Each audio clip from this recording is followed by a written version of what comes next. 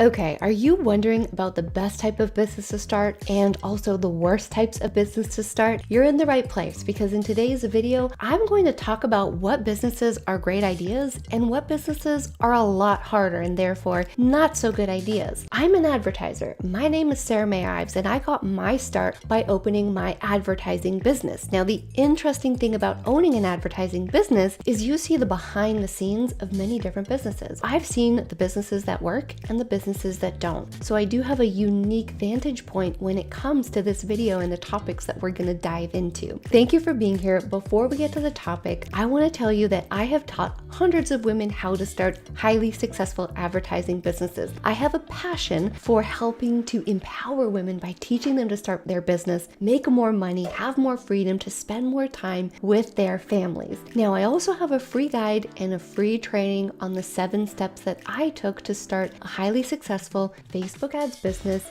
in about 90 days. If you'd like to learn more, there's a link below where you can access that for free and get started. And if you like this channel and you like what I'm chatting about, I do encourage you to support the channel by subscribing and also hitting the notifications bell. And if you've got friends or family member who might benefit from this, feel free to share it with them. I'm sure that they might like it too. So let's get started. Today we're talking about what are the best and worst businesses to start. Like I said, I'm in the business of advertising, meaning I run ads for other companies. So we have seen a lot of businesses do really well, and then also some businesses fail. That's a part of advertising. So here's the thing that most people don't understand about advertising. You can learn the absolute best ad strategies in the world, in the planet. And if you don't have a good product, it's not going to sell. So I have absolutely worked with some people where their product didn't sell. Now, did I do the best ad strategies for them? Without a doubt. Have I invested tremendously in learning the best ad strategies that are out there today? Yes. Do I spend around $10,000 per day in ad spend? Yes. Do I have in the trenches experience? Absolutely. Does that mean that every single person that I've run ads for has succeeded? No, it does not mean that, because like I said, you can put together the best ad strategies in the planet, but if your client is not selling a good product, it's going to be really hard to be successful with it. Being behind the scenes, being the advertiser, I have seen firsthand which business ideas are hot and which business ideas are not. So let's get started. One of the most common business ideas in the online space right now is dropshipping. Dropshipping is the idea that you're going to sell a product. You usually buy the product from like Alibaba or some online place merchants where you purchase product from. Now, the draw of dropshipping obviously is that you have a virtual store. So you set up a store on Shopify, you link it to the products, and then when your customer hits purchase, the factory in some far corner of the world will ship your goods. That's how dropshipping works. The draw, of course, is that you don't have the traditional costs of storing goods that more traditional companies have. Like if you're going to sell goods, you need a place to store those goods and then ship them when your customers purchase. So the thing about dropshipping is it's all virtual. Your customers put in an order and then it's sent to them. Now, the problem is most advertisers I know will not work with dropshippers. The reason why is the people that are in dropshipping are typically on a shoestring budget. They don't have a lot of money to put into their business. And this is not a good thing, because when it comes to establishing your business online, you really need to put a lot of money into advertising to establish your niche, to get things rolling with your company. The drawbacks of dropshipping is also it's really hard to keep your customers happy. First of all, quality can be an issue. It can be hard to find quality products. And when a client orders your dropshipping product, it usually takes around 2 months to travel to the person. So what we often see with dropshippers is not only is it hard to be profitable, but you also will deal with very long shipping times. So it's also very hard to keep your customers happy. As you can imagine, you start to get some negative feedback when your product takes 2 months to get from the website to the person's doorstep. Now, the other thing with dropshipping as well is that you usually have to have a baseline value of at least $60 per average order. So when it comes to running ads online, to make a profitable store, you need to be selling each product a minimum of $60. And a lot of people in dropshipping are selling products that are less than that. A lot are selling some that are more, but if it's less than that, it's not going to be profitable for you. Dropshipping is the type of business that is kind of flaunted in front of us like it's a great idea, but in reality, it's extremely hard. It takes typically $10,000 to $20,000 in advertising dollars to get your company rolling. And then on top of that, you have to, get your store established, the ads, it's expensive, you have shipping times. It's not really as easy as they make it seem. What's another kind of business? Let's talk about bookkeeping. You may have seen that you can start a bookkeeping business. Now, the issue with a bookkeeping business is business owners are only going to pay you the set amount of fees that normal bookkeepers are paid. Because you're offering a service that is capped in value, bookkeepers are a dime a dozen. You can pay any of them like $100 an hour to do the job. It's really hard to make the right amount of money with your business. So bookkeeping may seem like a great business to start, but it also doesn't have the potential to scale, because beyond the actual bookkeeping, it's really hard to add value to the company. And most business owners look at bookkeepers as expenses and not investments in their business. It's something that they have to do, not that they're really investing in their business. So that's one reason why bookkeeping is quite tough. That's really the main reason not to do it. The other reason is there's a few women in my program who actually took the bookkeeping courses and then joined my program, and what they expressed to me as well is that it was also quite boring. It's not very varied in what you do. As a bookkeeper, you're doing the same thing day in, day out. The nice thing about the ads business is it's quite varied. You're doing different things every day, talking to your clients, working on the computer the day after, and then maybe doing your writing the day after that. So it's quite varied, and that's really great to keep things interesting. Another business idea is copywriting. So when I got back into the business space in 2017, I decided to become a copywriter, and I took a copywriting course and I learned how to do it, or at least I started the learning journey. It is a very long journey for learning. That being said, copywriting is tough to sell because it's hard to demonstrate a return on investment. Meaning, when you are approaching other businesses with your services, it's very difficult to say, if I rewrite all the copywriting on your website, and also I should clarify, copywriting is writing words for business. It's basically business writing. So in terms of the niche of writing, it's much better paid than more traditional writing because businesses pay you to write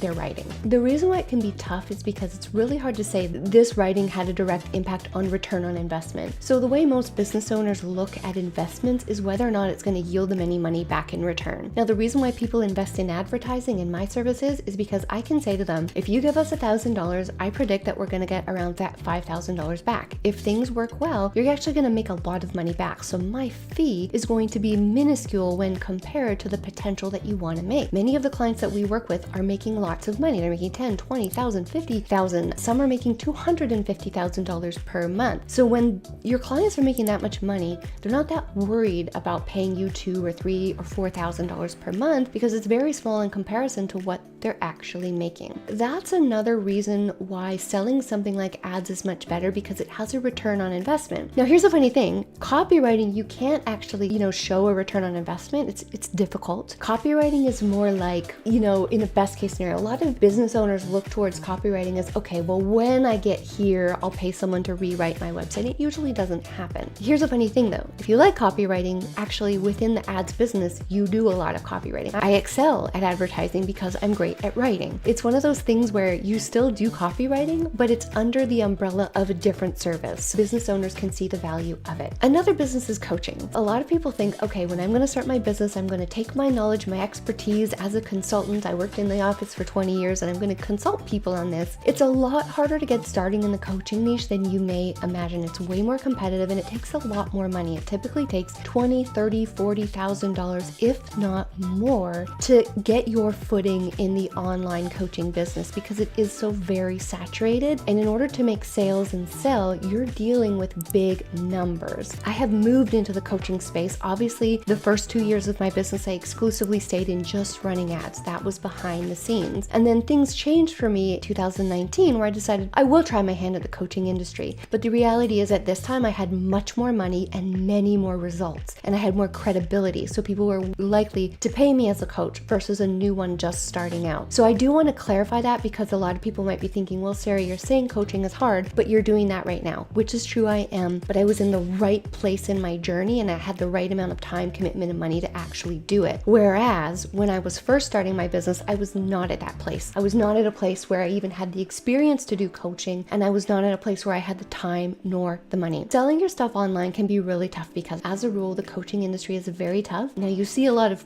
promotional materials saying how easy it is, but again, being someone who's behind the scene and seeing coaches get started, it is so much harder to get someone to pay you than you might think. Social social media management. Social media management is indeed another business idea that is pandered as like a wonderful business idea to have. Again, this goes back to what is social media worth? Social media is not worth that much in the eyes of most business owners. And if you look at like what is the median pay of a social ads manager, we're looking at between $400 to $500 per month. And the work that is involved in posting to someone's social media is too much. So I've talked to very many social media managers who were posting and they had hit their limit very quickly and they couldn't make more than X amount of dollars per week, which was really around $4,000 per month. And that's working like crazy. Social media management, again, does not have the value tied to the service precisely because you can't show a return on investment. Many business owners see social media management as a necessary evil and they can't really even see how they make money from it. It's frustrating as a business owner because social media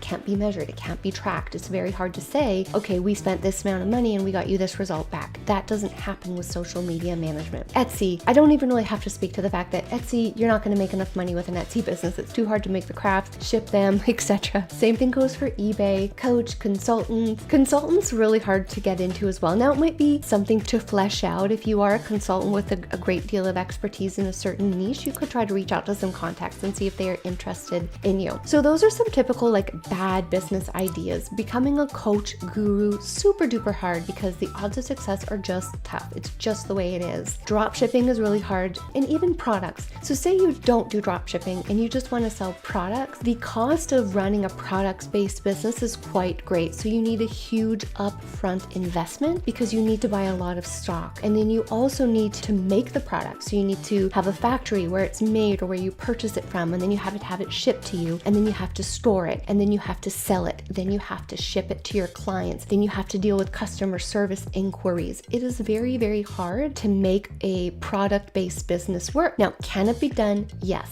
Is it a lot harder than people make it sound? Without a doubt, it is a lot harder. So I wanted to make you aware of that. The last one we'll cover today is a virtual assistant. Virtual assistant is someone who works for a company and gets paid per hour to do various tasks. Virtual assistants are tough to make money with because you get paid by the hour. It's really hard as a virtual assistant to get paid more than $30 per hour. When you're in a business where you're capped at $20 or $30 per month, again, you're going to be capped by the number of hours you have in a day. You're going to be to the max with client work, and you're also not going to have any time to actually search for clients. So you're going to be in a constant feast and famine cycle where you're too busy to keep up. You're doing deliverables, you're not getting paid well, and then your clients are going to leave, and then you're going to have to scramble to get more clients because when you're busy, you don't have time to get clients. So a virtual assistant business is not really the right type of business to start if you're really looking to make money. The very same argument is going to apply for like transcriptionist, another business idea. I believe those are really the main business ideas that people do consider when they're getting started online. Now, what are the best businesses to start? Hands down, an advertising business is the best to start because you can show potential business owners a return on investment. You also sell your services over the phone, so you're not dealing with huge numbers and huge audiences, and you don't have to spend a lot of money into building an audience. Now, what is another incredible business to start? If you're good at sales and you love talking to people, being a closer or a salesperson in the online space can be an extremely great business to start as well. Now, the drawback to that is sales positions are typically commission, and when your position is commission, obviously if you don't make the sale, you don't get paid. But if you're able to start as a sales rep while you're still working and kind of fund your business that way, aside from the ads business, sales is truly one of the best places to start as well. I hope this video has been helpful for you. If you have any questions or comments, I would love to see in the comments below. If you have friends or family that would love this video, I would love for you to share it with them. Don't forget to subscribe to my channel, turn on that notifications bell, and I can't wait to see you next week. We will have another video then.